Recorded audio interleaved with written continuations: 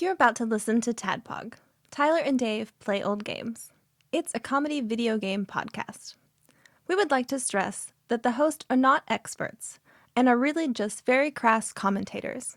Seriously, this is an explicit podcast that happens to talk about video games sometimes. So please enjoy this pretty okay podcast with Tyler and Dave.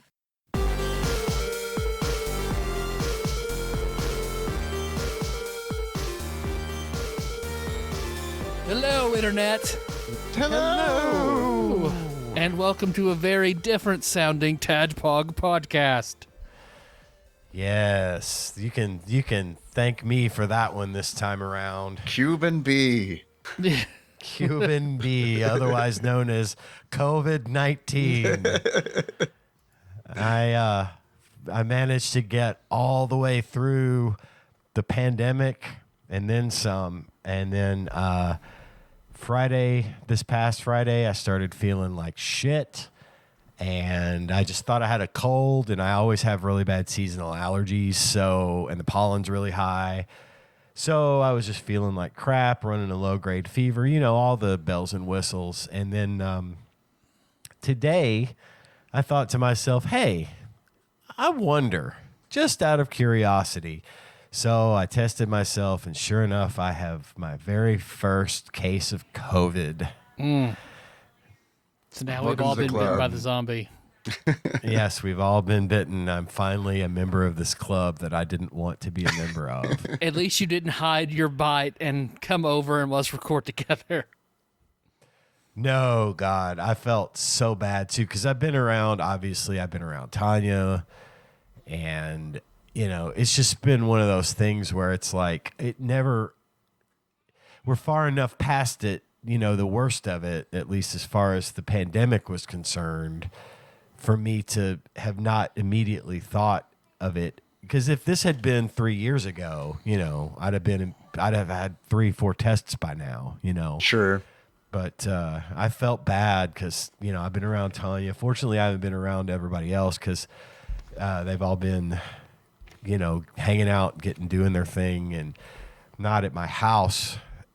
So she's the only one that's probably got exposed to me, but we tested her today, and she's so far tested negative, so I'm quarantining out of my office, and I thought, well, maybe I probably shouldn't go out to Tyler's today and expose them as well, so I didn't.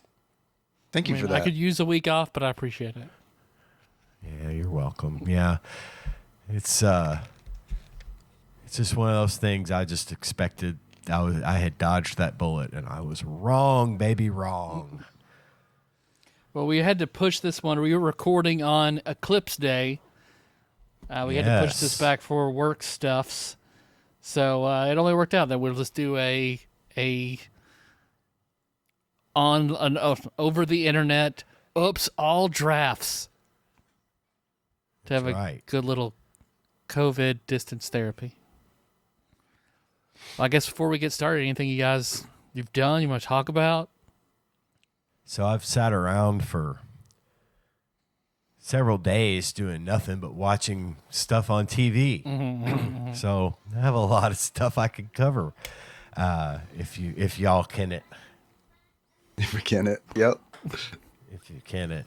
Hear him. First of all, hear him well. First of all, I do want to mention that I did finish the Dark Tower series. Nice. I have thoughts. We have a lot to talk about, fellas, and yeah, looking forward to that discussion. I know Dave has come across a few of the things that I've sort of offhandedly warned him about, and we've had some off mic discussions about a couple of little things, but I've gotten through that. I am now, however, I decided to go ahead and read or listen to, if you will, The Wind Through the Keyhole, which is sort of a for anyone that doesn't know, it's another story that Roland tells his quartet. That took place after the events of the story that he told in Magus, of he and his lovely Susan, And when he gets home and some of the things that happen there, he tells a story of another mission that he and his friend Jamie were sent on. I did, however, the main reason I bring that up is because I do have some clarification, because The Wind Through the Keyhole is read by Stephen King himself, which is not necessarily a good thing. But all the same, I did get some clarification. Cuthbert is the proper pronunciation. Barf. Cuthbert. Elaine is the pronunciation. Like from Seinfeld? No, A-L-A-I-N. That's also a weird Elaine. one. That is odd. Elaine. And Roland's last name is pronounced Deschain. That's the way I like to say it. So at least I'm 1 for 3 or 2 for 3, because I said Elaine and I always said Deschain. I always said Deschain. Yes, that makes sense to me. Deschain feels like Deschain is definitely the way a 17-year-old would have pronounced it when he created them. Well, he if that's right, then he's stuck to his guns, because he is pronouncing it Deschain. Okay. It doesn't exactly roll off the tongue, but as far as I'm concerned, neither does Cuthbert. Mm-hmm. Yes, Cuthbert B. So, anyway, I have things to talk about that I watched for whatever reason over the course of the last several days. My wife and I have decided that we were going to watch early to mid-'80s horror films, one of which I have seen several times before. The others I have not. The first one I would like to introduce you all to is called Madman, or Madman, if you prefer. The prequel to Mad Men? Maybe. Robert Madman. This movie is from 1982. At a summer camp in the woods, Max, one of the counselors for a group of gifted children, decides to regale the campers and other counselors with a frightening tale of a local serial killer known as Madman Mars, M-A-R-Z. As the story goes, if his name is uttered above a whisper, he will return to the area to kill. Unimpressed and unafraid, an impudent teen, Richie, feels compelled to test the legend despite the deadly consequences. Fucking Richie. Fucking Richie, because, within moments, Madman Mars is back again for blood. Loved it. Campy horror film from the 80s. It's an absolute ripoff of Friday the 13th, and I am absolutely fine with this. 3.5 stars. Wisdom Sage says check it out. Next up on my list of horror movies that I watched over the weekend while stricken with COVID, Night of the Comet. I think I've mentioned this one before. Yeah, I think I watched remember it again. Yes. 1984. This one stars Kelly Maroney, Catherine Mary Stewart, and Robert Beltran, as some of our listeners may recognize as Commander Chakotay from Star Trek Voyager. After a rare comet sighting, teen sisters Regina and Samantha find that they're the only survivors of a zombie attack. The girls partner with another survivor, Hector, played by Robert Beltran.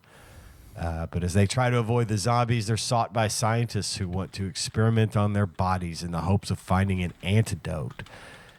Dodging both the doctors and the undead, they keep moving in the hope they can continue to stay alive.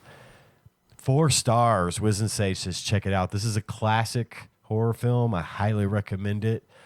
It's relatively safe as far, it's not super gory. It's not got a lot of, really blatant language or nudity in it, but it's a fun watch and a definite representative of the time, 1984.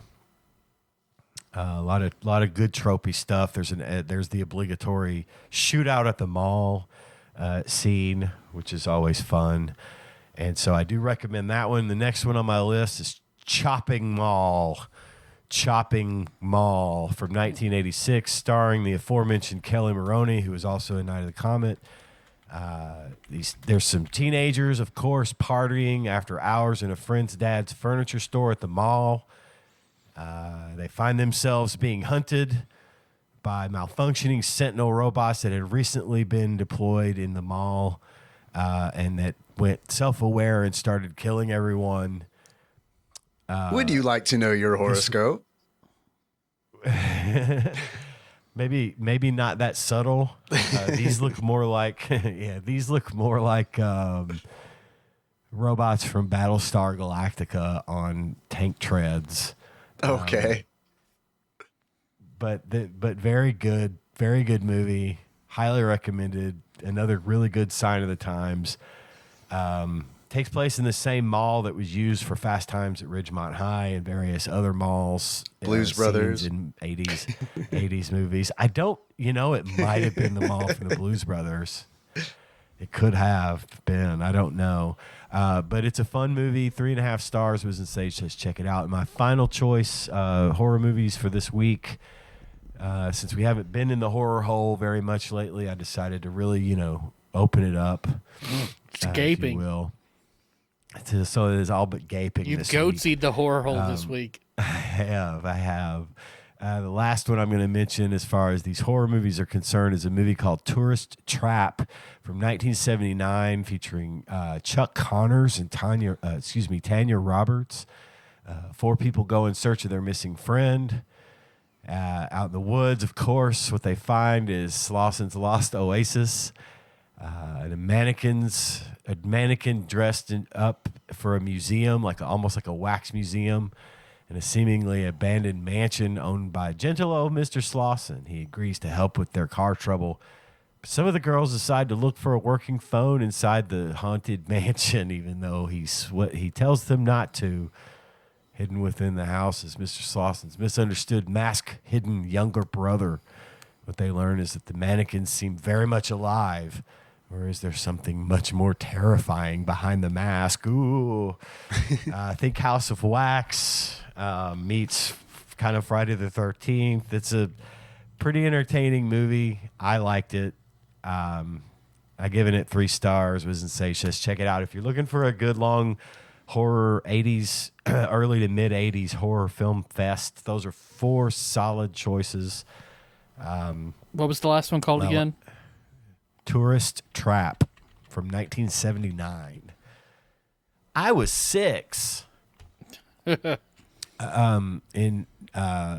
have been watching a show on Apple TV Plus called Manhunt.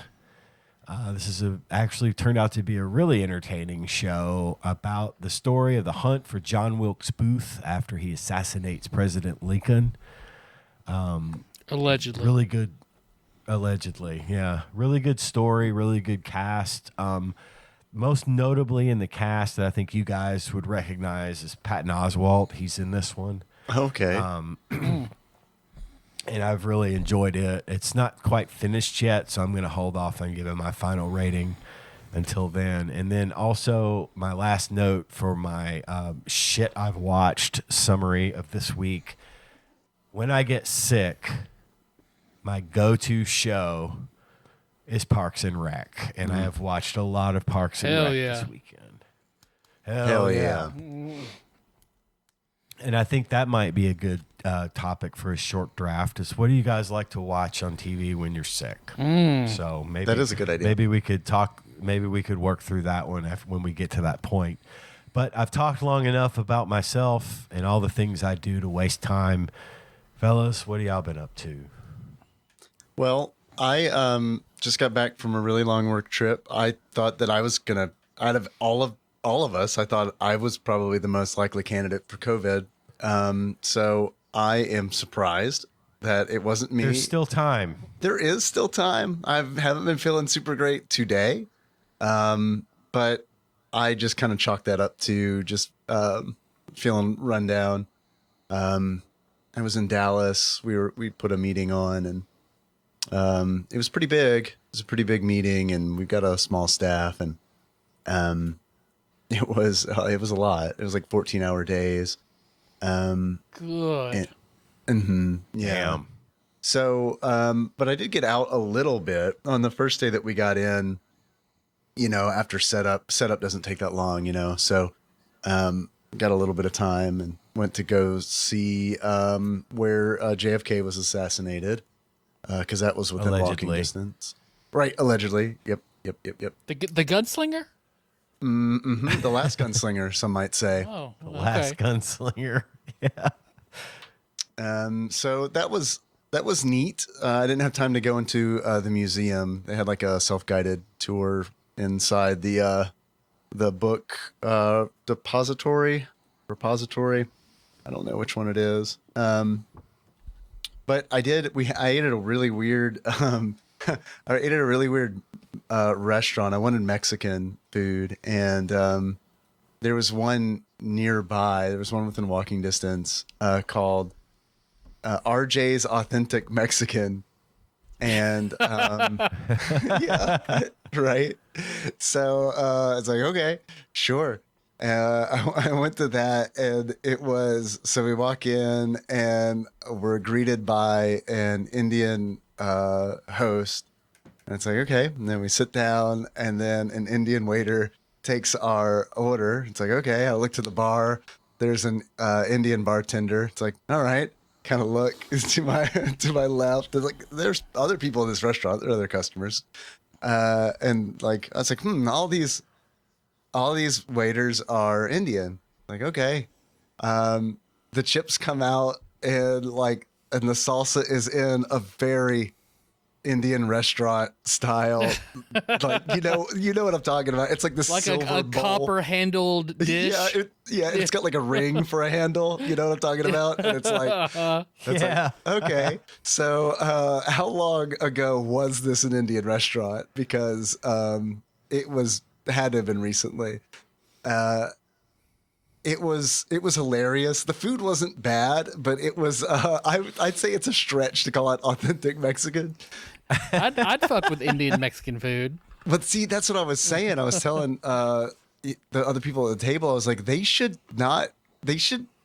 market this as a fusion restaurant, because it did not taste like Mexican food. Like, I mean, it was Mexican food, but like it definitely, there was curry for sure, like in the rice, and like for sure there was, and like the refried beans as well. And like I ordered shrimp tacos. They were good, but like they came like with, I don't know what Tyler, you might know what these are, but they're like these little like green sprouts. I've seen it in Indian food before. But like that was on it. It looked like they grew it in the basement. It was interesting. It was interesting. And then I had some good. Then what's funny is the next night I was like, well, fuck, now I want like straight up Indian food. so I ordered some Indian food from a local place there that was really good. You went to an Indian restaurant, they were all Mexicans. Damn, I know, right? Yeah, and all the I got the red curry. It tasted like cilantro. It was totally fucked up. But no, I got the chicken vindaloo there. It was really good. I think the sprout you're talking about is fenugreek. Fenugreek? I can look that up. I'm at a computer. Fenugreek. Oh my God. What is it again? Fen.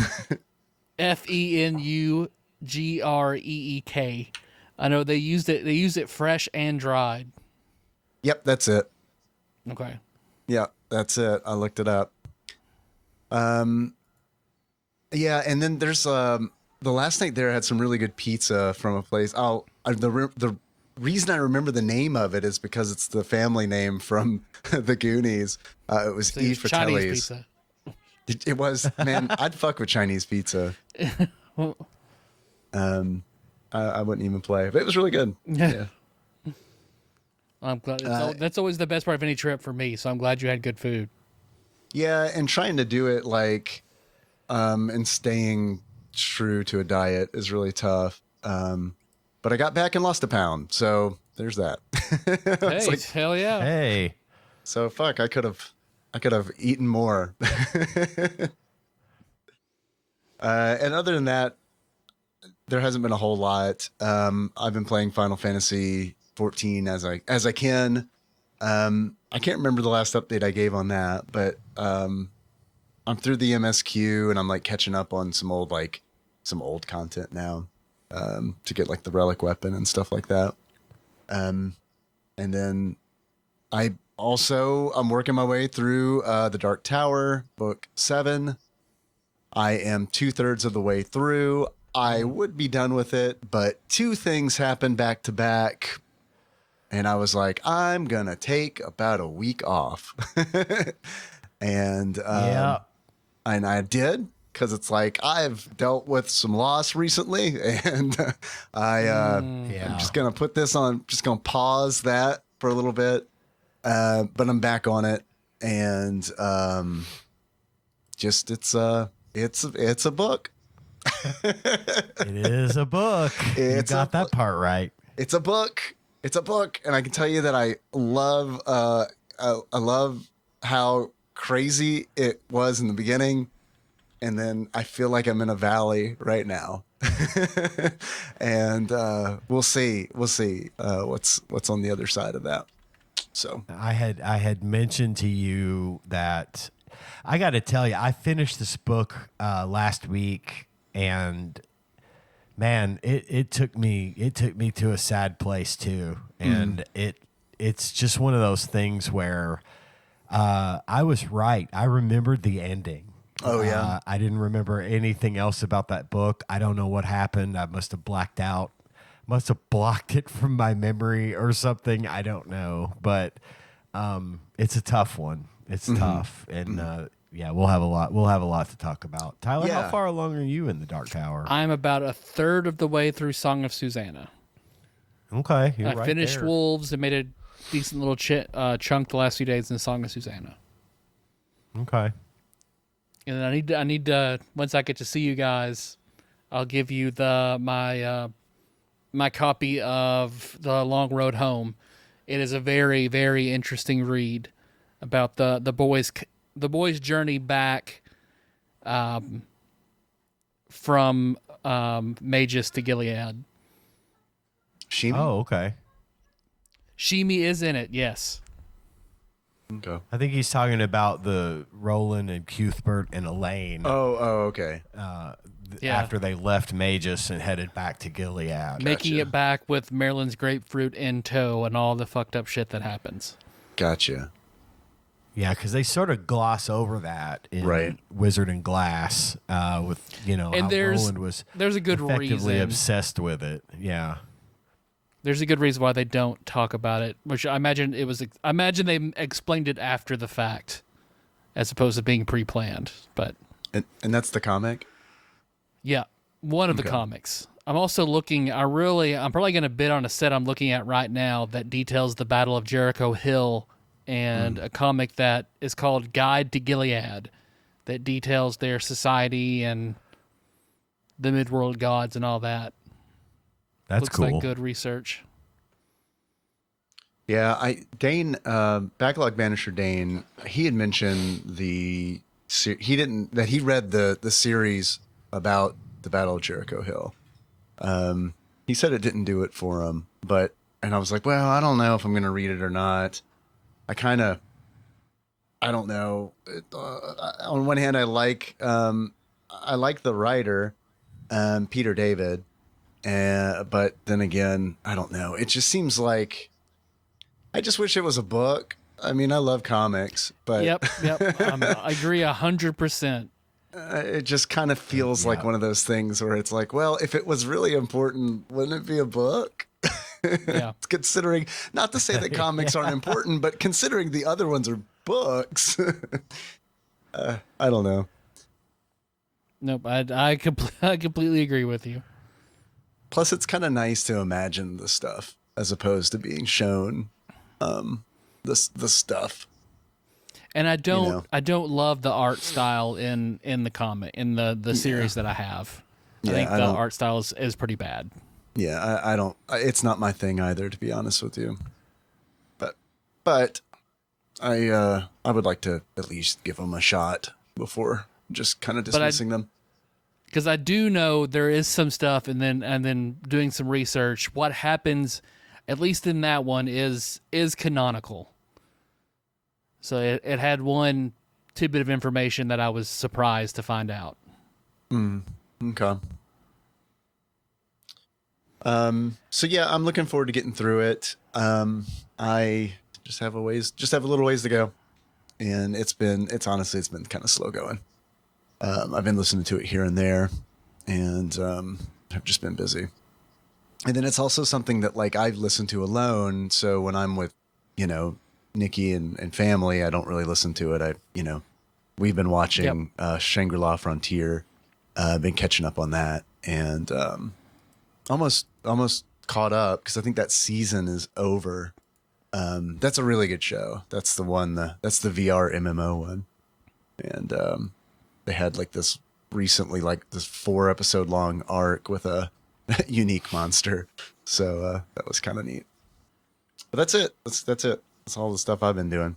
Mm-hmm. What about you, Tyler? Let's see. I think I talked about getting the Gutsy Bat last week, right? Mm-hmm. Yep. So and then I started streaming Hollow Knight. That's been fun to get back into that. So are you done with Earthbound? Did you finish that? Yep.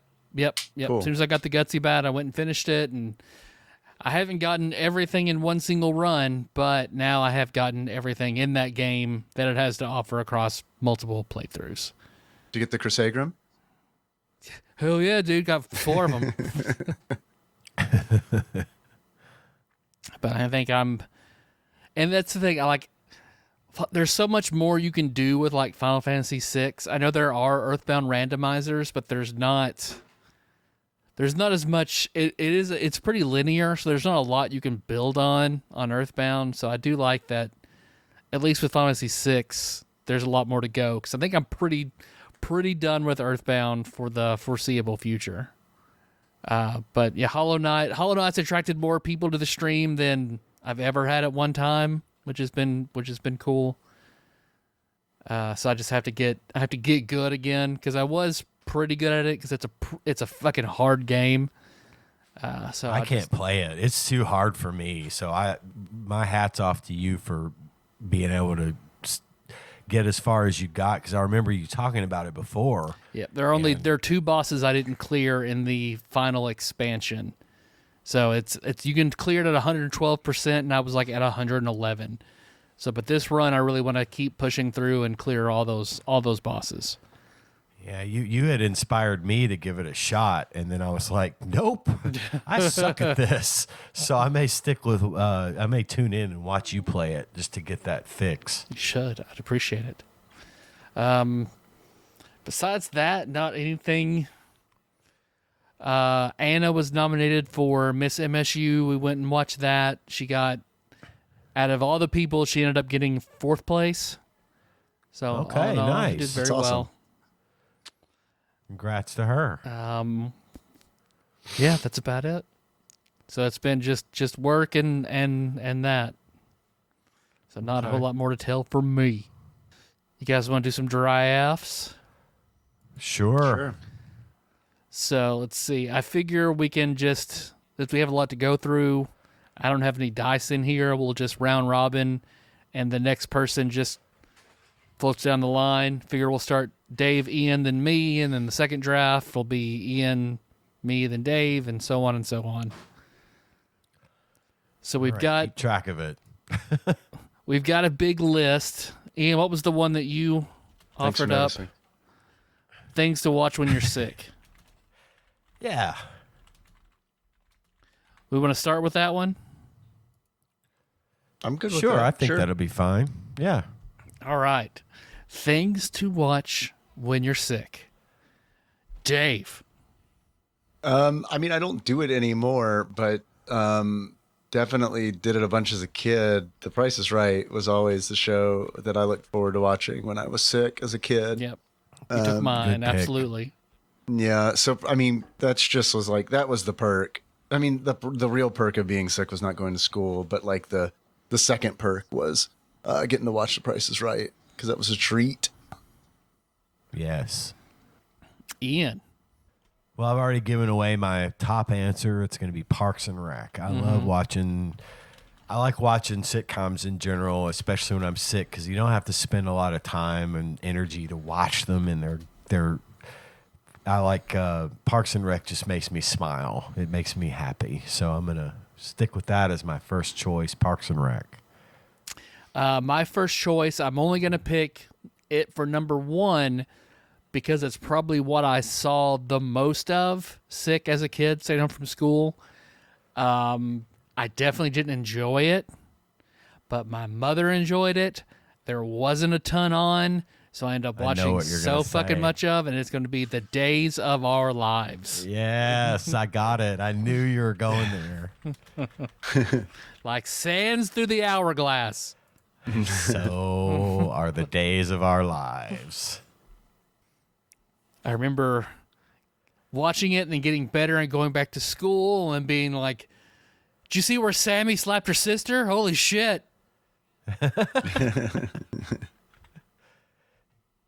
Used to watch a lot of Days of Our Lives on campus at Murray State. Because I drove into Paducah. I drove into Murray State from Paducah every day for a long time. And so I couldn't really go anywhere, and I just had to go sit at the student center between some classes, and that was always on. It was Days of Our Lives. So I got really up to speed on that show in my college years. That show's still on. It's just streaming on Peacock now. Which especially my maternal grandmother, who I called Nanny, and that is what my mom is now to my kids. She's Nanny. My nanny would have a palpable, visceral reaction if I even just mentioned Stefano's name. Holy shit. Like she would just have, she took it, my whole family did, like just mention Stefano and the mood would just turn in the room. And then Melissa, of course, met him because he'd always come to the telethon every year when that was the big thing in the executive end back in the day here in Paducah. Yes. Mm-hmm. Telethon of Stars. General Hospital was my jam back in college. I was dating a girl who she loved watching General Hospital. So by proxy, I loved watching General Hospital. I did get to the point where I actually legitimately did enjoy it. So, I mean, there's that. It's kind of like comic books, but, but not. It's like wrestling, but for women. See, Dave, number two. I would say usually when I'm sick, Henry's at school and Nikki's at work, or so it has been. So I will go with NSFW Reddit. Nice. Ian, number two. I don't get sick a lot anymore, to the point of having to stay at home. But so I'm kind of thinking in terms of under the circumstances, if it were to happen again, probably I would watch hours of someone streaming Overwatch gameplay on Twitch. Valid. My number two will be one of the more bingeable shows that I had starting in high school. That I would watch whenever I remember being at home and not feeling well. Just Friends. Yeah. Dave, number three. Number three for me would be I kind of get on these like nostalgia kicks, I guess, because like the last time when I had COVID, I remember like feeling. I mean, it wasn't really bad for me. I was just really, really tired. Like the fatigue hit really, really hard. And I remember I was like, I was in bed and I was like, I just want to watch Snick. That's all I want to do. I just want. So I looked up Snick on on YouTube, and it was like from the era of Snick there when I was like not watching it because I was like I had aged out of it already. So like there were some shows that I knew, but there were also some that I didn't. But I was like also sleeping while I was watching it, so I would like drift in and out and wake up and be watching, I don't know, some show that it felt really weird to watch. It felt incredibly weird to watch children's programming as an adult, and it wasn't children's programming from my childhood. It was like, I don't know. It felt wrong on a level, you know, like, I was going to get a call and someone was going to ask, are you watching this with a child or, do we need to alert the authorities? So yes, Saturday Night Nickelodeon is my number 3. Because I remember loving, Danny Tamborelli. That era of Snick was like, that's where I knew I'd aged out. Yeah. When he had moved from Pete and Pete over. Right. Yeah. Yeah. Ian, number 3. It's hard to pin down one in particular, but I am going to pick a genre, and I'll pick one thing. One specific thing I can say that I do enjoy watching when I'm sick or down and just got nothing else. I just kind of want to zone out. Law and Order Special Victims Unit. Doom, doom. There's hundreds of episodes of the show. And as much as I've seen it in the past, somehow I always manage to find some that I haven't seen because I never watched it like on TV, you know, as a weekly routine kind of thing. It just was always running on some channel like, you know, USA or something. And so I like watching SVU because it's great to just sort of have it going in the background, and you can fall asleep during one episode and wake up halfway through another and maybe don't even realize that it's a different episode. It's still Ice Cube being weirded out by whatever. Yes, exactly. Thinking about John Mulaney's bit that whole time. You mean to tell me this guy gets off on little girls with pigtails?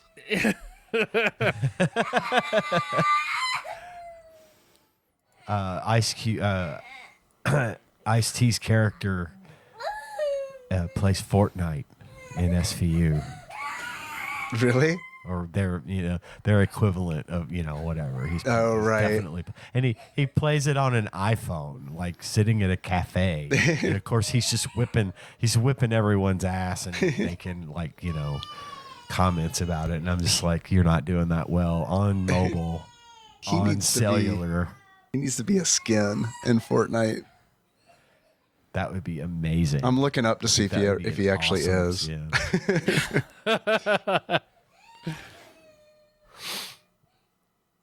If he's not, I think we know what we need to do is petition for it.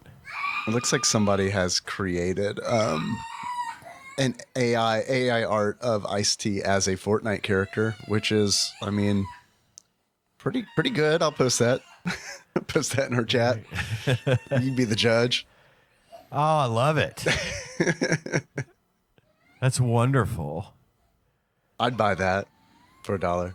So for my number 3, I think I've talked about before where, you know, I watched a lot of TV, played a lot of games. My dad hated it. He just wanted me to be vaguely outside.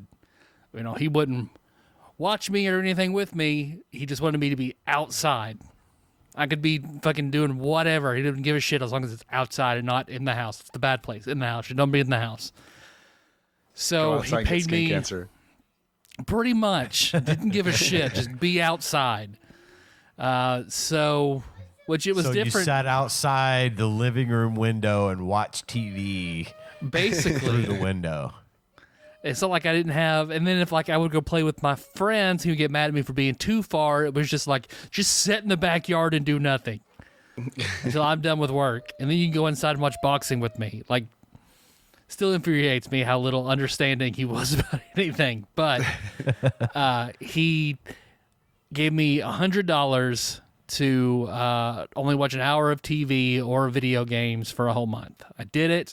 Happy, got my $100. I was like, I'm going to do this again so I can save up and do whatever I wanted to do at the time.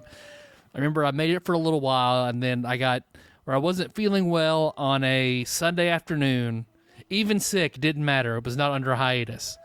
But so I remember watching, and I had to watch it. I was like, fuck it, I don't care. Watching a Wienerville marathon that I was willing to give up $100 as a fourth grader in order to watch this show. So my number 3 will be Wienerville. Nice. All I right. remember those marathons, man.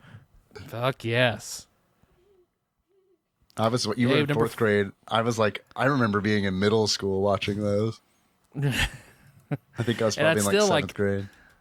I'll watch clips now and still like, I could see where I like this. It's fucking weird that this 50-year-old man doing all these characters is a hit, but I thought it was great. I haven't seen it recently, but I mean, I remember being, I thought it was so bizarre and wonderful.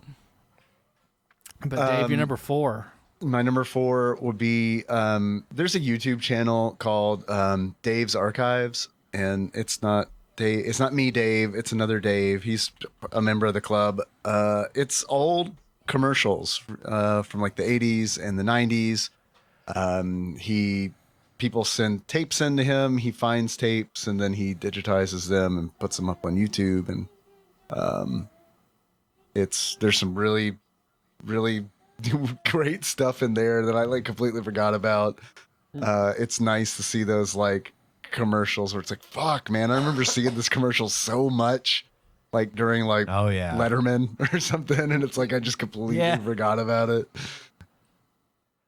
Yeah, I've spent a little time on Dave's Archives myself, and that is a rabbit hole because I will go down it just like crazy and just be nostalgic for hours. I love it. It's such a great idea for a channel. And, he does it so well and finds a lot of good stuff. And it's great when they have like the local commercials mixed in there too. Like that's fantastic. Like one of my favorite things about traveling is seeing some of their local TV, like wherever I am. Me too. I love that. It's definitely like, I don't know. It's definitely like a Dark Tower style experience where it's like cause a wheel. So it's like, this is their version of Rukavina or whatever, you know? Yeah. Yes. How do these people watch this every day?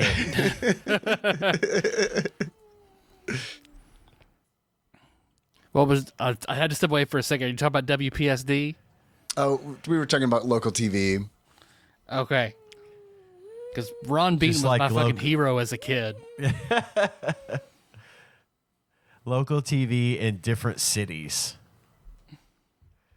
I did like watching that in the some hotel of the room. Old commercials. Yeah.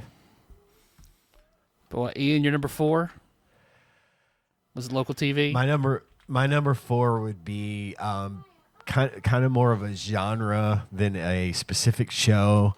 But like old like 70s crime, 70s and 80s like crime dramas or action shows like Dragnet in the heat of the night, Dragnet, Cagney and Lacey, even going so far as to like into stuff like Knight Rider and A-Team, you know, where there's like a story, like a mystery to be solved, or cop dramas.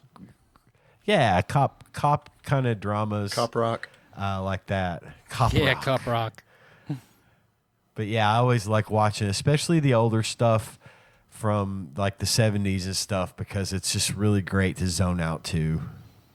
Because I resisted it at first, and then because Nick at Night played it so much, I got to love Dragnet a lot. Mm-hmm. Oh yeah, that's probably the only thing. Show. The only thing from that era that you're talking about that I can watch. Everything else I don't like, but Dragnet, I'll fuck with Dragnet. Yeah, Dragnet rules. Dragnet holds up. It's a great fucking show, and I love the little monologue they do at the beginning of each show. You know, just really good shit. I love Dragnet. Let me add that to my show notes. Dragnet monologue. Yeah, for the show notes, we definitely need the Nick at Night spot where they talk about Joe Friday not moving his arms when he walks. Yep, I'll never. That's a core fucking memory. Yeah, I'll never forget it. He's also that actor who plays Friday. I'll never forget him being on Johnny Carson doing tongue twisters. If I can find that. Oh, man. He's so fucking amazing at them. And he's in character like he's interviewing Johnny Carson like he's a criminal, like a bit on the show. And just Johnny Carson will say like, oh, this is what happened. And this is what happened. This is what happened. And Friday puts it together. Like, so you're saying Kathy took her copper clappers to the circuit, like, and strings every little thing he's going together like one big, like 2-minute tongue twister. I remember watching it in school and thinking it was the best thing. Do you remember the Mark 7 like production where they're like the dude's like hammering the plate onto the ding ding. Yes. Damn, that was a core memory for me. I hadn't thought about that in a long time. I love it. Let's see. Number 4 for me. I remember watching it in DC when I was sick after getting very into it with you, Dave. So I'm gonna throw OG Naruto for my number 4. So we were watching it on weekends home with you, and then I just picked up and bought like the first. Basically, there are 20 seasons of Naruto, 10 of which are not filler. So I remember I bought those 10 and would watch those. Oh, damn. I didn't know that you'd bought those. Mm-hmm. I don't have many more. I sold them to, McKay's in Nashville. Mm. But I had bought them, and one of them I bought was a special edition that came with a Sand Village headband that I still have. Oh, my Sand Village dice bag, necklace, and headband. Gotcha. I didn't know that. I remember you having that headband, but I didn't know that it came with the DVD. That's cool. Believe it. Dr. Bio. Dave, number 5. I'm gonna go with Family Feud. Good one. Yeah, Family Feud specifically. I mean, any game show I feel like is good for when you're sick, but Family Feud is special because there's so much to choose from, so many different eras of Family Feud, so many different hosts. So yeah, Family Feud. Ian, number 5. I'd have to say my number 5 on this one is gonna have to be like again, more of a genre than anything. The sort of the house flipping shows on like HGTV and stuff. Those are great to just sort of zone out and watch and see these unrealistic, house flips that these people are clearly sweating how much money they've invested into this and are absolutely not going to get that much money back when they turn around to sell the house, especially the ones where the couples are doing it and they inevitably fight over everything, and it's really tense and awkward, and that they are hamming it up. Each one of them is hamming it up a little bit for the show, and then it just makes me laugh to think you guys are creating drama for a television show about fixing up houses to turn around and sell them. So, yeah, that's always entertaining to zone out and watch when I'm sick.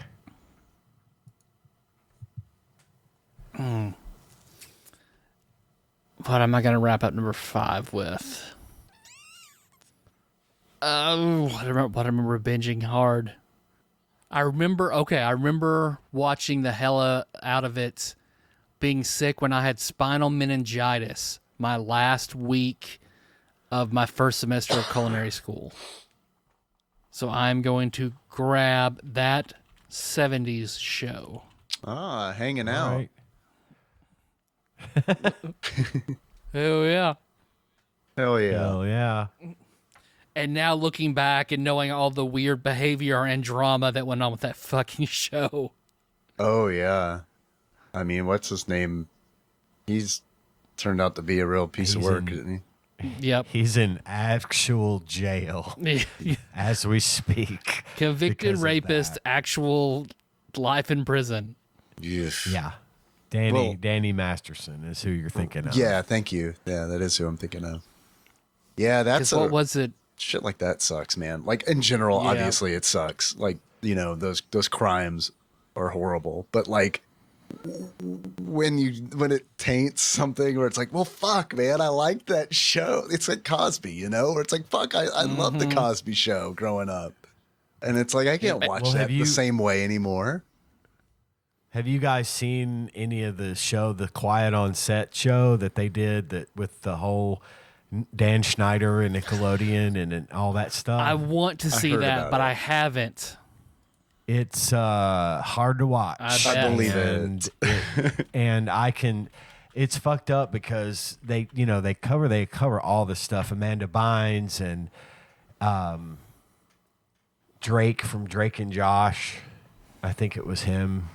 I remember I've seen on TikTok all the fucked up shit with like Jeanette McCurdy and Ariana Grande, McCurdy, like the feet stuff and Jesus. It was super bad stuff that was going on that the kids really, for the most part, didn't even know, but also they were being like worked to death and made to sort of bow down to the greatness that is Dan Schneider and all this shit. And they aired this thing and then talked about how it fucked up all these kids' lives. And then he had the audacity to air like a rebuttal, which was horse shit. It was utter horse shit. And they had a follow-up episode of that show, I think it was last night, where just even more kind of shit came out about what happened. And one of the things that one of the former stars of like, especially on All That, had said was that, you know, they had been hearing from all their fans and all this stuff reaching out saying it's weird because, you know, we're hearing about how like now all of our childhood memories are fucked up because we loved watching your show and now we feel bad. And it's a bad situation. So watch with caution, especially if you're a 90s kid who is into the Nick stuff. Because there's a lot of stuff that I saw that I remember watching and not really picking up on. And I was an adult at the time, but I remember watching it and picking up and not picking up on that. Now I go back and watch it again in these specials and I think, Jesus, that was fucked up. So, that'll do a number on you if you're not careful. Because going back to the Danny Masterson stuff about like, and Ashton and Mila writing like letters in his defense, like defending the rape, like it's all fucked up. Yeah. Like I get why Topher Grace is like, that's weird. No, I don't like these people. Yeah. Yeah, and they had to come back after the fact and sort of apologize, and they sort of tried to gloss it over and say, well, it's because he hadn't been convicted and we believed that he was being genuine, that he didn't do it, and it was kind of bullshit, honestly, but you know, whatever. Do we have honorable mentions? Dave covered my honorable mention with Price is Right. That was always my, you know, the game shows on CBS in the morning when I was homesick from school. Shit, I didn't miss those. I'll throw in Malcolm. Link it to that 70s show through the Masterson family, but I'll throw in Malcolm in the Middle because I also between that 70s show, Malcolm in the Middle, and Everybody Loves Raymond for my last spot. Cartoon Network for me quite a bit when I was like, you know, in high school and sick. I remember there being days where it's like just watching whatever was on Cartoon Network or Comedy Central. Mystery Science Theater 3000. I mean, that's a show that I watch anyway, but you know, when I was sick, it's a good sick show too. Daria, I guess too. I remember the big sometimes in the afternoons, like on Sundays or something that would show big marathons of Daria. We're watching that in a lot of slow, not feeling too well Sundays after church. Now, back in the 80s, there was a lot of MTV watching being done during sick hours. So that was nice. Is you just turn on MTV and then go to sleep, and then it's just music. That makes sense. Well, what do we want to do next? We've got, let's see, Disney villains, courtesy of Phil. Phil sent us several. Thank you, Phil. Disney villains. So I kind of picked out what I thought would be most viable. Okay. Disney villains, countries to visit, and Spielberg movies. I'm okay to do them in that order. Okay. Yeah, sure. I mean, if you guys are, Yeah. Absolutely. All right. So we'll start with Disney villains. Ian, number 1. Man, I am not prepared. Let me think. Until I can get a little bit better in my head about it, I'm gonna have to go with Jafar as my number 1. Jafar is a good one. He was going to be my number 2. So I'll claim my number 1 with Hades from Hercules. All right. I think James Woods is a piece of shit, but he was really good as Hades. Ooh, piece of candy. Dave, number 1. man, I was worried someone was going to take Scar because I really super wanted Scar as my first pick. I just recently saw a meme about him that I sent to Nikki, where it's like it was, what was Scar's name before he got his scar, which I kind of thought was a joke, but like there's a fun random Disney fact that before Scar got his scar, his name was Taka, which means which means garbage. So his parents named his brother King and him Garbage. Damn. Got no blame Scar. It's like, okay, I see where you're coming from now. Kind of tracks, doesn't it? Yeah. So I love the meme of it has something to do with like anal when you're not used to it, and it's Mufasa whenever Scar buries his claws into him in the wall and he's grimacing. Yeah. And it's like anal when you're finally used to it, and it's the Scar making that like cooing face when he's in the hyena hideouts. I thought it was like the wildebeest tar pit. So yeah, that's it. No, I just mean anal in general. That's what we call it. It depends on the old wildebeest tar pits. There's some bones in here. Why's the tar gritty? It's the tar pit of the beach. Ian, number 2. My number 2, I'm going to pick Captain Hook. Nice. Good one. He was on my list for sure. Good pick. Preferably the Dustin Hoffman Captain Hook, even though that wasn't necessarily Disney affiliated. But yeah, I do like that character. He is fucking great. And I love that they both came out and said, he and Smee, that no, they're in love. They're lovers. Yeah.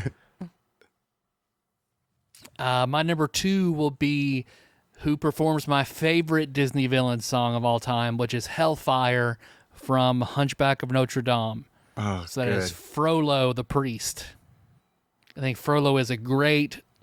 I think that is Disney's darkest fucking movie, and Frollo one of its darkest, more complicated. I mean, it's a villain song where he's condemning a gypsy to hell because she won't fuck him. So, all right, Disney. Yeah. And even a song, like, we didn't make up these stories, though. We didn't make them up. We're just telling them the way they came out. They're old stories. It's a tale as old as time. Dave, number 2. Ursula. Ursula, it scared me as a child when it came out. And yeah, I think Ursula's like got a crazy, good character design. Oh yeah.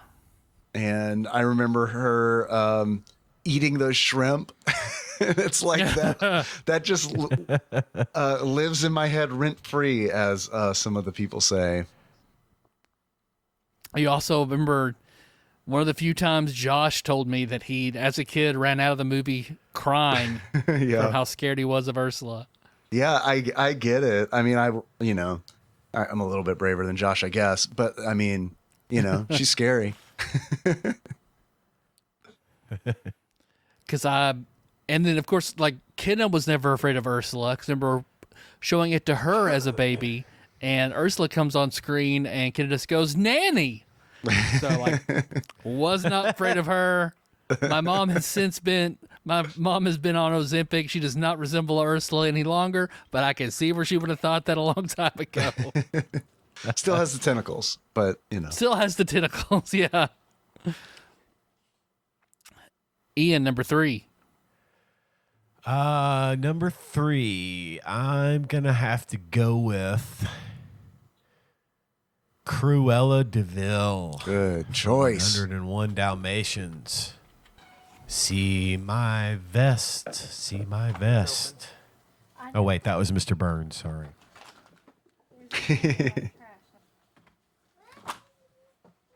Hold on just a second, guys. What'd you say? Is the door is locked? There's an animal? All right.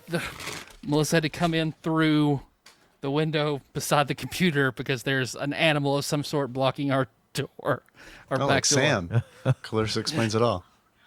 Exactly. All right. Sorry, Ian. Cruella de Vil. Yes. Have you seen the Emma Stone version? I have not seen that, but I've heard good things, so I probably will watch that at some point. Yeah, Melissa really liked it. My number 3, I'm going to take a page out of Aziz Ansari's playbook and say the Icelandic hockey team from the Mighty Ducks 2. Good pick. Which I learned on a TikTok that Iceland at the time did not even have a hockey team. They just picked a country they didn't want to pick Russia, so they just picked a team that sounded like it would have a good hockey team and did not have one at the time. So it made as little sense as possible for it to be a championship team from Iceland. Dave, number 3. Ian mentioned him earlier. I'll go with Mr. Burns. Oh. See, Good. I was gonna say, are we dipping into the whole Disney franchises now? We got Darth Vader's in there now. Yep. But if you want me to stick to classic Disney villains, I could do that. Magneto, You can have Mr. Burns. That's a perfectly reasonable villain choice. I'll switch. I just wanted to point out how open it is, because it's like Thanos next, I guess. Yeah, Thanos. Yeah. I'll go with Shere Khan. He's a great villain in the Jungle Book and also in Tailspin. so yeah, he is. You actually took my next one with Shere Khan. So damn. Good pick. Ian, what's your number 4? Oh, there's plenty to choose from. Queen of Hearts from Alice in Wonderland. Nice. Yeah. Any iteration in particular? Again, not necessarily Disney affiliated, but the oh God, what's her name? The one with the Alice in Wonderland that has Johnny Depp as the Mad Hatter. Oh, Helena Bonham Carter. Helena Bonham Carter. Thank you very much. Yeah, she's particularly bad, and also comically so. You know what I mean? Oh yeah. But I always thought these mean women going after the pretty young things, and because they're jealous. Well, I remember watching an interview with her, and she was talking about how the Queen of Hearts rules her kingdom based on providing everyone with instant gratification. So she based her portrayal of the character off of having zero patience because her whole thing is immediate and instant gratification. I always thought that was interesting. That is interesting. My number 4 will be a character that Jack loves, but I feel like is definitely a long-term Disney villain, which is Pete the Cat. Okay. Mm-hmm. So he's still the pseudo-villain in the Mickey Mouse Clubhouse that he watches. They do still invite him to stuff and get along with him, but Jack cracks up anytime Pete's on screen. So definitely Pete. And then was that was 4. Dave, you had 4. So is this? Did we get out of order somewhere? Dave was, or I think it's my turn. okay, yeah, it is your turn. But I had I'm 5, and then yeah, I don't know. at some point we got out of order. Oh well, Dave 5.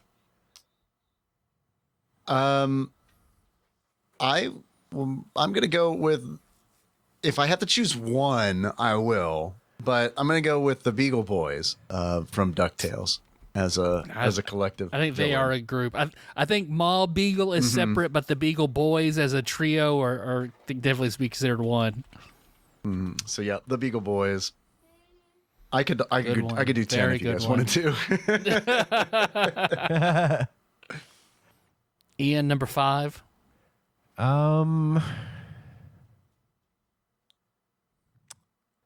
Well, I'm going to continue on my sort of my theme that I've been on inadvertently here and say the evil queen from Snow White. Oh, is that Maleficent? Maleficent? Yes. Or is that Cinderella? I get those two confused all the time. Oh, actually, yeah, that is Maleficent. That's a very, very good one. Because she's still like prime evil, top tier shit. Yeah, and she has no reason to be this way. She's just mean for the sake of being mean. Because I remember what the Cinema Sins over the Maleficent movie was talking about how like Maleficent's Angelina Jolie and she wants to kill Kristen Stewart. How does this make any sense? Why is she jealous of her beauty? I don't get it. 10 sins. My number 5 will be Xanatos, that he is the billionaire villain from the Gargoyles cartoon. Ah, okay. He even has a TV trope named after him called the Xanatos Gambit, which is any move you make somehow profits him. Even if you think it's a winning move against him, somehow he still wins. Even if you win, you somehow lose. And then Dave, you had the Beagle Boys, so that's 5 from each of us. Any honorable mentions? Yes. Mr. Boogedy from the Disney TV movie titled Mr. Boogedy.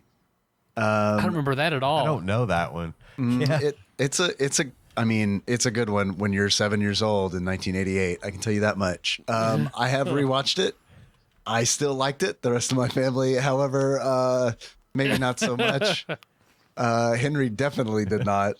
But yeah, man, Mr. Boogedy,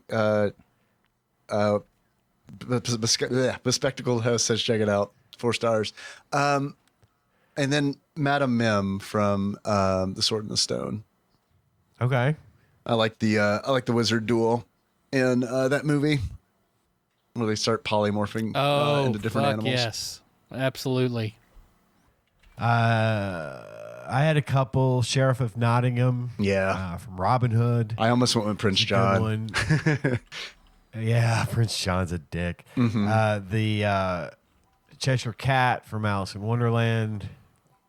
wouldn't exactly call Cheshire Cat a villain, but he's always up to something. I never trusted him. He's an agent of chaos. The point. Yeah, he is an agent of chaos. And I think that's got me covered. So we want to move on to countries to visit. Sure. Here, let me reorganize my notes here, because I'm sort of just clearing out the same space, so I'm keeping track so I know. It's my go at number 1. So my number 1 place that I really want to go, basically just to do an eating tour, because of everything that I've heard about it and then everything I saw Anthony Bourdain do with it. My number 1 destination is Vietnam. I have a friend whose wife is from Vietnam, and he has gone there a couple of times since they've been married, and he really enjoys it. Yeah, I hear just like it's nice, it's beautiful, the food's amazing, and super fucking cheap. It's super cheap was the thing he said the most to me, was like you can practically live there for a fraction of the cost of what it costs to visit anywhere else. Well, I remember the place that I interned after culinary school. Sadly, Asiatique is no longer there. They sold it off. But I worked. Asiatique was a Malaysian fusion, and most of the cooks were Vietnamese. And I know I've told this story before several times, but I still, every time I talk about Vietnam, it pops into my head about one of the other interns asking the wok cook, have you ever been with 2 girls at once? And he looked at me, laughed, like 2. No, like 4 or 5. Prostitutes in Vietnam, very cheap. Very, very cheap. Dave, you're number 1. I can't believe I got Japan, but Japan for sure. Japan was my number 2. Yeah.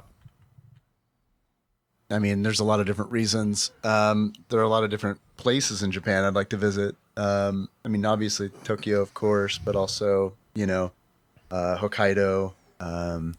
That was for something like Sapporo, and there's a lot of cool spots there. It's one of those places where it's like when we talk about traveling there, which we have done, it's like, God, we're gonna take so much time. It's because I mean, because you travel at least that 2 far. weeks. Yeah, exactly. Yeah, like at least 2 weeks. Yeah. Ian, you're number 1. My number 1 is going to be Scotland. I've always wanted to go there. Very good. I have roots. My mother's side of the family is very much, I can trace my lineage back to damn near royalty in Scotland, back as far as Robert the Bruce. I am actually a distant cousin, very, very, very, very distant cousin of Robert the Bruce. My mother's maiden name is Cummings. Hell yeah. I'm royalty, fellas. My mother's maiden name is Cummings, and that can be traced back to a clan, the clan Comyn, Comyn, back in the 14th century, which had direct ties, familial ties to Robert the Bruce. So I've always wanted to go. My uncle and his family went there couple of years ago. It's been actually quite a while since they went. And it was funny. He said when he was there, he never expected this, but it felt like home to him. Like he felt as if he belonged there when he was there. And I've always wanted to go there myself and see if that's the case for me, and see if that rings true across family lines that way. So yeah, Scotland is my number 1 pick. I kind of on that same sort of wavelength that my family traces back to, and after taking a 23andMe, so does Melissa's, more than she thought, because she thought she had mainly German roots, but it turns out we're both Irish as fuck. So I'm going to put Ireland as my number 2. Dave, number 2. My number 2 is Australia. I'd like to go to Australia. I know there's lots of things out there that will kill you, but that's okay. I've never been there, and they have a lot of, I don't know. I want to go to places that are very different. Oh yeah, I'm with you. Australia was going to be my number 2 as well. Just it looks like a fascinating country, and yeah, it is dangerous as fuck. But I would love to go as well. Well, what is your number 2 then, Ian? My number 2, and this is really going to seem like not much of a variation, but I really want to go to England, specifically London. That's on my list as well. So I would love to go there and experience that. And I think part of it has to do with the fact that it would be nice to know that I could go to a foreign country where I speak the language and be able to get around probably easier simply because I speak English, at least a version of English, that would probably be less of a barrier. One of the things I've always been afraid of when it comes to traveling to other countries is the language barrier and having trouble getting around and not being able to, communicate effectively. But I also know that there's most of the places, like Australia, for example, they speak English there. And then I know in Japan, it's probably easier to get around as an English speaker than maybe it used to be, because I know it's taught there. So it's probably not as bad as I think it would, but I just really love England, and I love their culture, and I'd love to go see some of all the stuff they've got over there, the castles and the just day-to-day culture. I watch a lot of British television, and I see a lot of shows, just a slice of life kind of stuff from England, and I think, man, I just really like it there. Even one of my favorite parts of Shaun of the Dead is watching him just get up and walk down to the bodega and get a soda and walk back to his apartment. It's like, wow, it's just neat. That's shot really well too. Yeah, it really is. That whole go to the Winchester and wait for it to blow down. Blow over. Yeah, exactly. We're gonna go to the Winchester, wait for this whole thing to blow over. Like talking on like the language barrier stuff, I think you'd be fine, honestly. No matter where maybe not no matter where you go, but when I went to Spain, I don't speak Spanish, and I rented a car and I drove around. I got like lost and yelled at a toll booth, and it's like, well, I don't know. just shrugging, and they're like, okay, this guy is foreign as fuck, so they're just like pointing the other direction. It's like, okay, I'll go this way. But it all worked out, I guess, is my point. Yeah. My number 3 is another like eating tour place, very selectively, not really the street food so much, but India. Yeah. India. I've been on that side of TikTok. Some of it looks awesome. Some of it looks like, oh my God. Yeah, there's a lot but of definitely an eating place. Yeah. hit up some good spots, but definitely India. Dave, what's your number 3? My number 3 is Italy. I've never been to Italy. I've been to several European countries, but not Italy. I have some lineage there, so I think it would be nice to, for similar reasons where Ian was talking about, Scotland, it would be nice to kind of go and see some of the spots that my grandfather talked about and stuff. So, oh yeah, most definitely. Italy would be fantastic. Ian, number 3. My number 3 would... Normally, my number 3 in this case would be France, but I've been to France. And while I do want to go back, I think we're going on places we haven't been that we'd like to go. And my number 3 pick would be, under different circumstances, Ukraine. I would really love to go to Ukraine. I love the people. I love their culture. They are just such a wonderful place, and I used to watch just video their landscape, their scenery. They have been around for so long, and just they have such an interesting culture. I would love to spend a couple of weeks just hanging out in Ukraine and learning more and getting to know the people there, and I think that would be amazing. My number 4, it's moved down Melissa's list since she found out it's not as up in her genealogy as she thought, but I'd still like to go and find her roots on that side from her maiden name, and I've only heard amazing things from everyone who's been, but number 4 is Germany. Yeah. I have a friend, Loud and Dirty Bob, Dave. Nice. Spent a lot of time in Germany. Oh, yeah. He was in the military, and he married a met German his first lady. wife there. That's right. And he had nothing but great things to say about it. He really loved it. The food there is awesome, especially for someone like me, because it's like, oh, do you like meat and potatoes? Because we have that in spades. It's kind of our thing. Yeah. Also, every restaurant you go to has like 2 house beers. Right? It's like, holy shit. You feel more awkward ordering water than if you were to order a beer. Like a glass of water. Oh, fucking tourists. I bet you want ice in it too.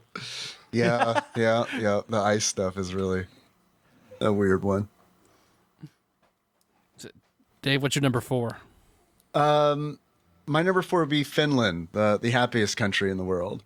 Yes. Because I'd like to see how they live, and I've always wanted to see the Northern Lights, and I hear that that's a good spot to do that. So Finland, Unexpected, very good. Ian, number 4. My number 4 also comes under different circumstances. In a perfect world, I would very much like to visit Russia. And I have a friend, an old friend who I haven't seen in a long time, but he was the son of the owner of the company that my dad worked for most of my life. His oldest son basically moved to Russia in the 80s. Okay. And he is, as far as I know, he's still there.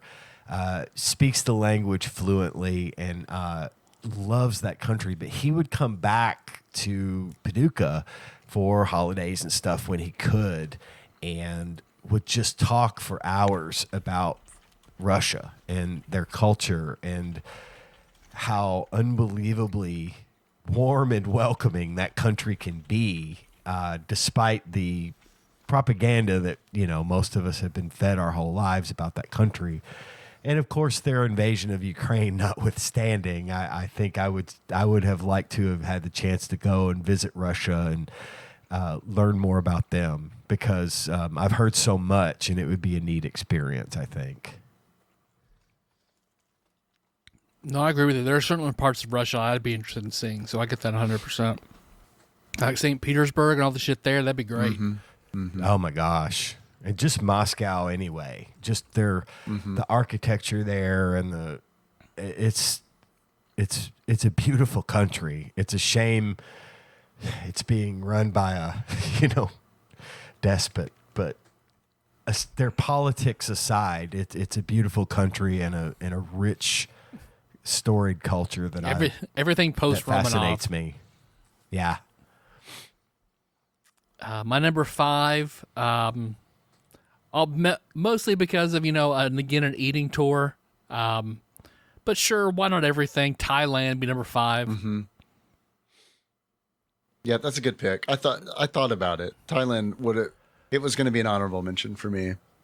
Because I still always remember that SNL bit where they're talking about Rosetta Stone, and all the people they interview are weird dudes with glasses that are heavy breathers. Like, I'm learning Thai for a thing. Like, every one of them.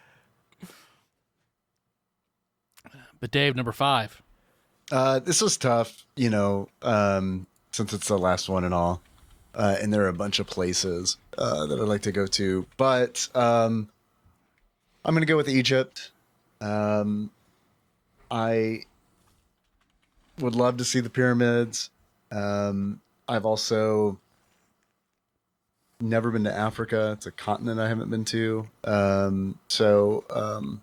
I've been around that area, but not across the sea to Egypt. So yeah, Egypt for me. That's a good one. I would very much dig a visit to Egypt as well. I think that would be amazing. I think I would. It was on my list, but then I've also heard about, like, you know, an American is marked real fucking hard as soon as you step off the plane. So, like, you have to, like, find a local to, like, translate it and sort of defend you. That it's hard to not get scammed. I have a feeling that's going to be the see case in a lot of foreign countries. Oh, yeah. Yeah. I'm sure, like, Thailand would be the exact same way. Yeah. Spain was kind of bad, too. India honestly. would be that way for sure. Yeah. All little kids bombarding you with bracelets and shit. Yeah. Yeah. I think a lot of that depends on where you are in the country, like how touristy it is also. Because I don't know. Yeah. I mean, I kind of like to go to, I don't know, like in Spain, I like to get a car and drive and be like, Right. Yeah. It's just fun to like look at the countryside and stuff, because it's like driving like to some of the like locations where Sergio Leone like filmed some of the spaghetti westerns. Is like, oh man, this shit is wild. It's weird to see it like in real life. You know, you see it in the movies, but to actually be there, that would be something. Mm-hmm. Ian, number 5. You know, I had my number 5 figured and I forgot it. Okay, let's go through all the countries. Canada. That's a good one. I've been to Canada. I've been to Canada. I haven't been to Canada proper. Going to Canada is a lot like going to just Michigan, you know. See, that's what I thought too, but I don't think I've gone north enough, because it's like I'm Canada, like just by like Niagara Falls, so it's like that. I mean, yes, I was in Canada, but like, does it really count? It counts, but yeah, it's like something at the airport there. Yeah, right. My time in Canada was spent working and being given dirty looks by other Canadians that thought I was trying to find a way to move to their country permanently and take jobs away from them. Speaking of that, Paul Kluel lives in Canada now. Married a Canadian girl and lives there. Congratulations, Paul, on your free health care. Nice, yes. I'm still trying to figure this out because I had it figured and I knew exactly what I was going to say, and then I got caught up in it and forgot. I mean, as long as you're naming hotspots, you may as well name North Korea or China. It's South Korea. South Korea is a very good, man. That should have been on my list. I didn't even think about it. Great pick. Damn, South Korea is that's an amazing pick for number 5. They're such a great country, and it's so modern and clean, and like, from what I understand, it's very, tourist friendly, and it's a great place to go. And then one of our Dave, our former boss, Jeff, from Apex, of course, he spent a whole lot of time in South Korea. That was kind of his go-to whenever he wasn't working. He was going to South Korea and spending time. So I've heard a lot of good things about it. But yeah, I've always wanted to go. Any honorable mentions? Yeah, New Zealand for me. Yes. I didn't do it because I got Australia. It's like, I don't want to do, I know they're not the same country, but I picked Australia and Japan, and they're like pretty close together. So yeah. And but while you're there, you might as well go to New Zealand. Right. Yeah, exactly. And then Greece. I mean, I think it would be neat to see Greece. Agreed. Yeah, Greece, I thought about that too. I mean, I've been to Mexico, so Mexico's sort of one, but I know Melissa really wants to go, and we'll say Mexico proper, because like on a cruise. We got a car and drove around a little bit, right outside the cruise area. So that's not really Mexico, but Mexico's definitely on my list. Yeah, I would very much like to go to Mexico as well. Switzerland was on my list. That was a debate for number 5. Yeah, I thought about Greenland, but I already got the Northern Lights at Finland. So I'm at Finland wavelength. I think Sweden would also be good. Mm-hmm. All right, well, what do we want to do now?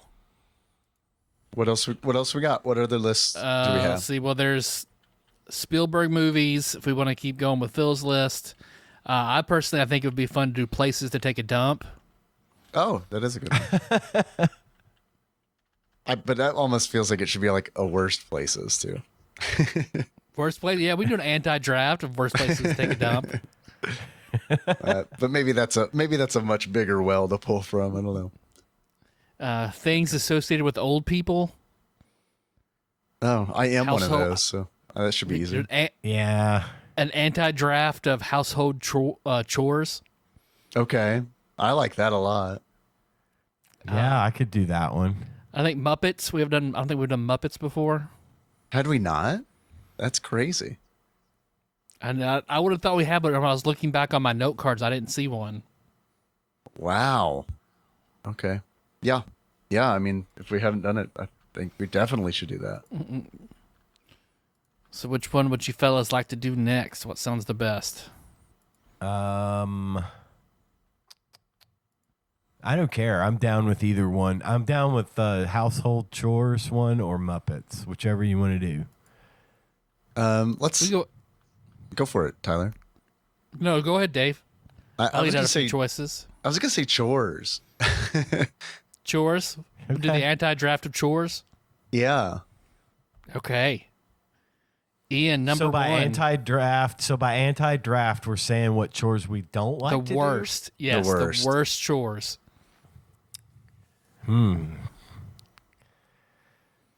Cleaning the bathroom. You're lumping like the toilet, bathtub, all that together? I mean, yeah, if you want me to be more specific, I actually specifically in the bathroom cannot stand cleaning the bathtub. Okay. Like, because my mom had me doing chores my whole life, and cleaning the tub was always the hardest for me because I got to do Comet, so I do Comet on the tub, and I got to scrub it out. And our tub is old, and it's not like smooth, so it's hard to scrub, and it doesn't want to come clean. And the problem is, if I would do it more often, it would be easier. But I always put it off, and then by the time I get to it, it's harder to do, and it's just a pain in the ass to get it good and clean. So cleaning the bathtub is my number one least favorite. Fair. My eternal number one, to the point that I am hard pressed to do it now, and Melissa will do it because it was my most hated childhood chore. It was every Saturday of my fucking life, like 5 or 6 hours. I ran over a hornet's nest, and I was relieved because it meant I got to stop mowing the yard. Yeah, I figured that was going to be your number one. Holy shit, I will do anything before that. I fucking despise it. Well, the last time I know for sure that you mowed the yard, you got like a class 7 sunburn. That was the first half of what my dad would make me do, which was picking up sticks. Yeah. When I got sun poisoning on my head. Yeah, that sucked. Dave, number one. I'm glad that Ian specified cleaning the bathtub because it's definitely cleaning the toilet. I hate cleaning the toilet. It is the worst. And a lot of it probably has to do with our toilet. I don't know. Well, and also that, I live with a young boy. Yes. So like cleaning the toilet doesn't just mean cleaning the toilet. It means cleaning the scale that's next to the toilet that's, been sprayed with urine, and also the trash can that's been sprayed with urine. The Foxtrot books. Yep. I'm with you 100%. Ian, number 2.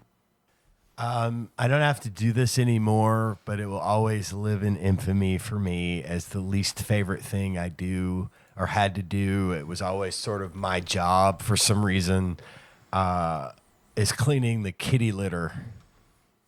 Yeah, that is scooping that. It didn't matter. It didn't matter if it was like a daily thing or if I forgot and had to do it every other day. It was never, ever a pleasant task, and no kitty litter works correctly. It just doesn't. And I don't care what the commercials say. Kitty litter doesn't fucking work. Nope. I'm with you. I miss cats, but man, I don't miss that. I'm with you 100%. We have a couple of cats, but they live outside and they shit and piss in the yard. Now, the only downside to that is my dogs think it's delicious. Oh, yeah. So they eat cat shit. I remember, Ein fucking going after the cat box. Mm-hmm. Yeah, dogs love cat shit. I think one is because it smells like cat food to them. Yeah, and cat food is higher in fat, so dogs normally like it more than their dog food. So, yeah. My number 2 is putting away the laundry. I don't so much mind washing it and sorting it to go in, but man, I fucking hate putting away laundry. That's where the doom piles will start in my house. Yeah. Yeah. Dave, number 2. I also don't like mowing the yard, but what I hate more than mowing the yard is trimming the hedges or the bushes. We have 2 large bushes in front of our house, and they're tall, and I don't like being on top of the ladder trimming those. And I've come a long way because I used to have, old fashioned, like the Great Gatsby style hedge clippers, where it's like you're chopping away. Like it's a giant pair of scissors, And then I upgraded to like a shitty electric trimmer. And then now I've got like a battery operated one. And now I have like one with a cord. So I don't know, maybe one day I'll have a gas operated one. But yeah. No, at that point, then you'll be able to afford to just pay someone to do it for you. I hate it. I hate trimming those bushes. It's the worst. Ian, number 3. On that yard work tip, clearing the gutters. Ugh, yeah. Anything on a ladder, man. Yeah. And I have, we get so much crap that builds up in our gutters because we have so many trees. And as soon as it rains, if the gutters haven't been cleared out, they overflow, and it bothers me. And so I've actually gotten so frustrated with the rain overflowing that I've gotten the ladder out and done it in the rain. Damn. The only saving grace to cleaning the gutters is that satisfying moment when you clear that final bit out over the drain hole and all that water just goes splursh right out the hole. And, nice. So Hell yeah. Nice. I love the splursh. But I do not like cleaning the gutters, so that's going to be my number 3.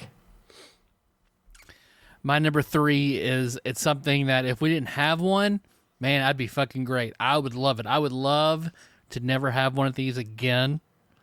I hate the putting up of it, but I particularly hate the taking down of the Christmas tree. Oh yeah. I don't know. I realize that I am not someone who really enjoys spectacle at all. I don't care. Like, I saw fireworks once. I don't care to see fireworks again. I think they're boring. Christmas tree, I think it's a lot more work than what it's worth. I don't care about a Christmas tree. Like the Eclipse, I wasn't even going to go outside until Melissa was like, here's some glasses, let's go. Okay. Well, I don't want to miss it. Don't you not want to miss it? It'll get dark again tonight if I really want to see it get dark again. But, I saw it in 2017. I'm good, but okay. Like, I don't know. I don't care about spectacle. So, definitely the taking down of the Christmas tree. The Eclipse is pretty cool. I was like not hyped for it, but I actually thought it was really cool. So I'm glad we got to see it. But I get it. I get the Christmas tree thing too. We've gotten to the point where we have an artificial tree that we've had for like 20 years, and I set it up, and then Tanya handles the rest. And then she decorates it, undecorates it, and then I put it back in the box and put it away. So my involvement in that is minimal, but I still fucking hate doing it. So I can totally relate to that, Tyler. Day number 3. My number 3 is, this really isn't an issue anymore because we have a dishwashing machine. I don't mind washing the dishes, but I hate drying the dishes because it's because the towel gets wet is the problem. See, the thing about water is it's wet. And so I constantly I hate that feeling of like, I don't know, drying dishes with a wet rag. And I remember when I was in high school, when I worked at Olive Garden, I was a busser, and man, dishes are fucking disgusting. Like, they're disgusting. Dude. Especially, at a restaurant, they're disgusting. Especially a restaurant in the 90s where you could smoke are disgusting. Yeah, man. Somebody's always going to put their fucking butts out in the food on their plate instead of using the ashtrays. God, I fucking hated that. Yep. It's like, dude, there is an ashtray. You did not have to use this ramekin of Alfredo, you monster. God.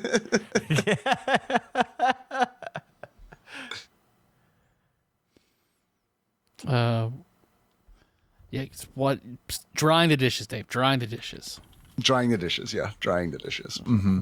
Yeah, because that's why it's even worse in a commercial kitchen because we can't physically dry them. We have to stack them and set them out in such a way that they air dry.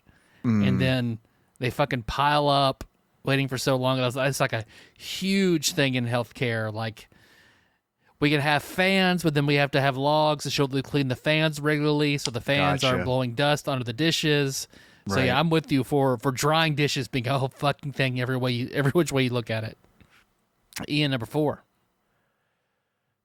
My number 4 would probably be dusting. That was you stole my number 4. Yep. My mother was a very much, of course, back when I was a kid, we didn't have the static cling Swiffer type thing that makes it a little easier now. But my mother was all about get out the dust rag and the pledge, and we gotta dust everything off, and then we gotta take everything off the table and dust everything, and then put everything back on the table. Mm-hmm. And it drives me crazy. I don't like dust, but I do very much like a Swiffer because, baby, I could just go right over that with that Swiffer and it's all gone. And I don't have to pull out all the chemicals and everything smells like lemons and the dust rag gets soaking wet from using too much of the pledge. And I hate it. I hate the process. I like the result, but I hate the process. My number 4, I mentioned it before, but I'll include it now, is picking up sticks. The amount of hours I've spent trolling my whole yard just to pick up sticks before I mowed. It's just the most boring, shitty job. At least you're like sitting down on a mower, or at least that's what our yard was so big it had to be. There's no way you could push mow that. So at least I got to sit on a mower. And even then, we had a 0 turning radius, 60-inch deck mower, and it still took me all fucking day. So also just trolling around and picking up sticks. Fuck that shit. Yeah. Dave, number 4. Yeah, on 5. Yeah, I think you're right. It is 5. On that tip, Is it? Cleaning the toilet, trimming the hedges, drying the dishes. Okay. Was I first or was Dave first? You were first. Oh, okay. Yeah, Dave. Then that makes we're on sense. 4. Sorry. You, me, Dave. So the reason that now, as an adult, when I take, or when Nikki takes, when anyone takes the dog out, Clementine out to use the bathroom, we grab a bag and we pick her poop up. We call the shit poop, and tie it up and throw it away, is because when I was in middle school, it was my job to pick up all the dog shit before my dad mowed the yard. So, oh God, that's even worse than sticks. So I will go with picking up caked dog shit. That's worse. That was my number 5 as well, because I have to go out in my backyard and clear out all that before I can mow, and every time I miss some, and every time I step in it while I'm mowing, it's sucks. It's so much easier to just do it right then and there. Yep. Ian, number 5. Number 5. I would say changing the sheets on the bed. That's a 2-person job. It is usually, and Tanya's very meticulous about how the sheets are done on our bed, and she likes to make the bed every day, and sometimes I try to help. Like, she'll go get in the shower and I'll go in there and make the bed, and I invariably will do it wrong. I will do it wrong every time, and she'll be like, give me that look like, I'm grateful that you made the effort, but now you've just made more work for me. So I don't mess with it. But the changing of the sheets, stripping the bed down and putting fresh sheets and stuff like that on, is a huge pain in the ass that I hate to do. Yep. I get where you're coming from. It's bad. I'm bad at it, and because I'm bad at it, it's bad. Yes. My number 5 just applies to the home setting. Like washing dishes or getting grime off dishes never really bothered me. That's my main chore at home that I do. Melissa will mow the yard and I'll do all the grime in the kitchen. But at least in like the restaurant world, like cleaning out the fridge isn't as bad because, you just throw up the container, bring in your mop. It's easy. But cleaning out the fridge at home is my number 5 because it's all reusable containers. So I got to scoop out anything that's gone bad, wash it out, Which in and of itself is awful because you got to smell that shit that's gone bad. And Yep. Scrub, take out the drawers, take everything out, scrub them down, put all the little pieces back in. Yeah. Hate cleaning out the fridge at home. Dave, number 5. Changing the oil in my car or in the cars. I don't do it because I hate it so much.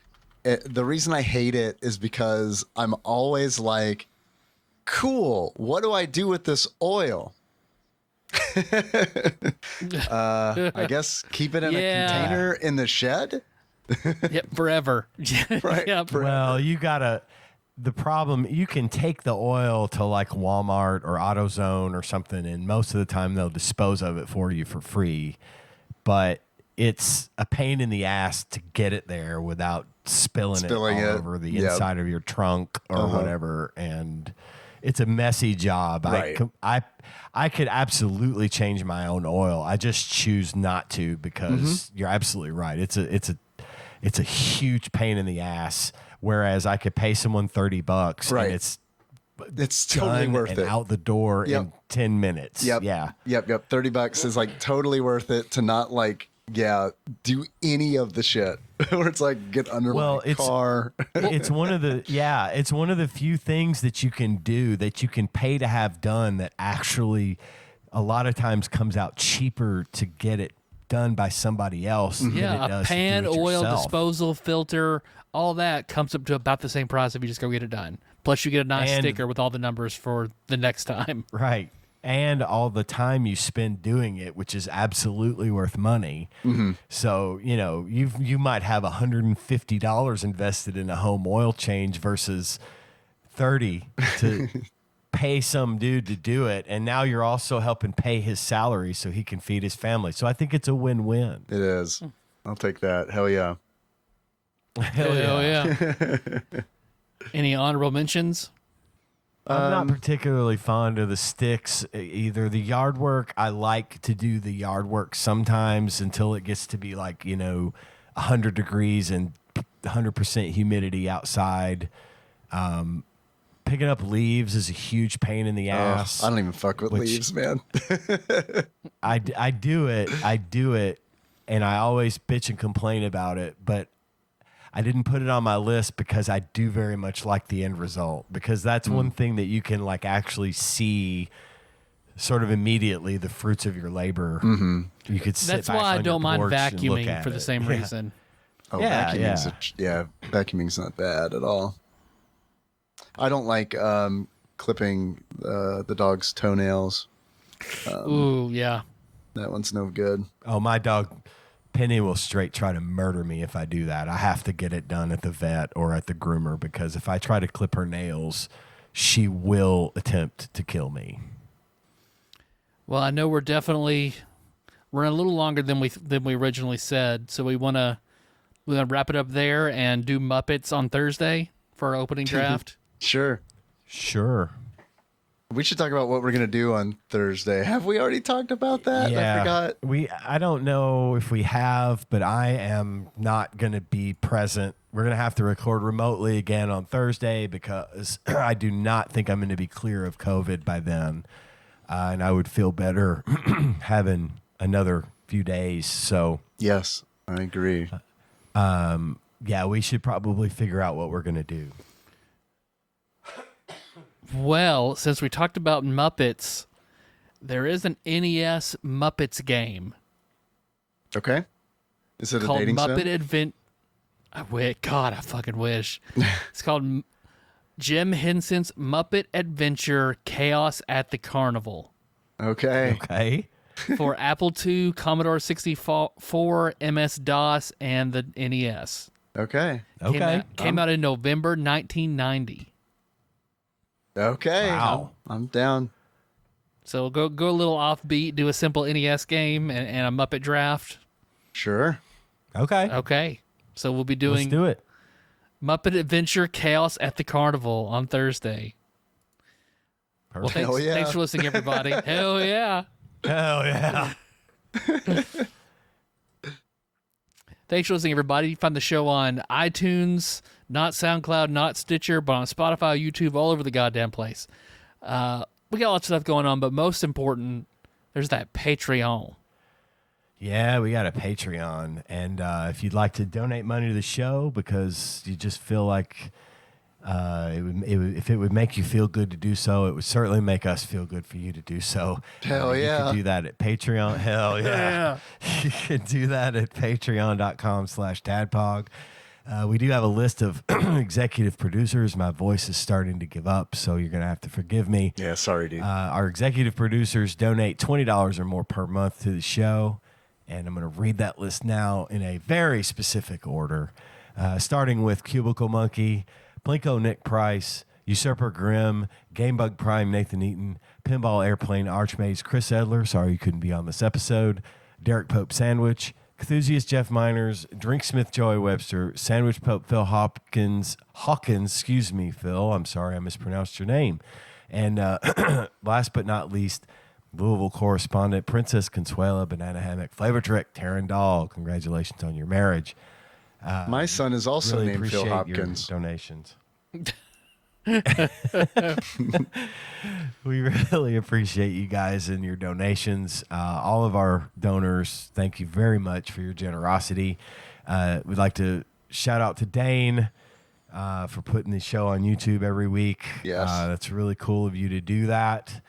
And I'll have something for you soon after we get all this put together. And then I would also like to extend a very personal thank you to our longtime friend of the show, Michael May. He has given me, he heard my pleas and my cries about not having a stream box to be able to stream my gameplay.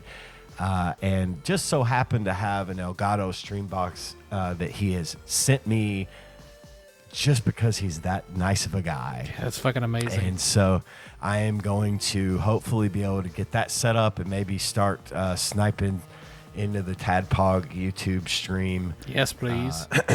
And play a little Overwatch for everyone, just in case you're interested. So once again, thank you, Michael May. It's very cool of you to do that. Very generous of you.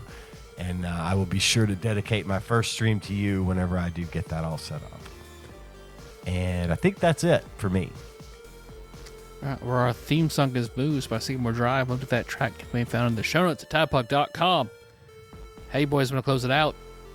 As the way you feel when you know you've got to do one of those chores that you hate to do. All right, so until next time, tropical fucking Capricorn. TADPOG is hosted and produced by Tyler Holland, Dave Moore, and Ian Chandler. New episodes published Wednesdays each week and are available on Apple Podcasts, Spotify, and anywhere else podcasts are hosted. Have a question or comment for the hosts? Call us at 270-883-2555 and leave us a voicemail. If we like it, we'll play it on the show and respond. Want to send us something?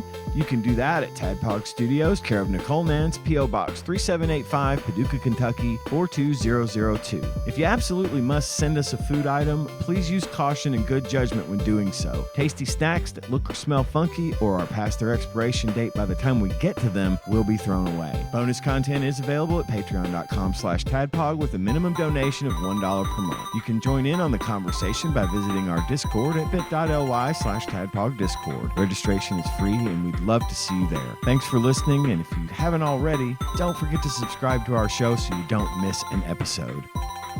Now, where did I put that stinger? Oh, here it is.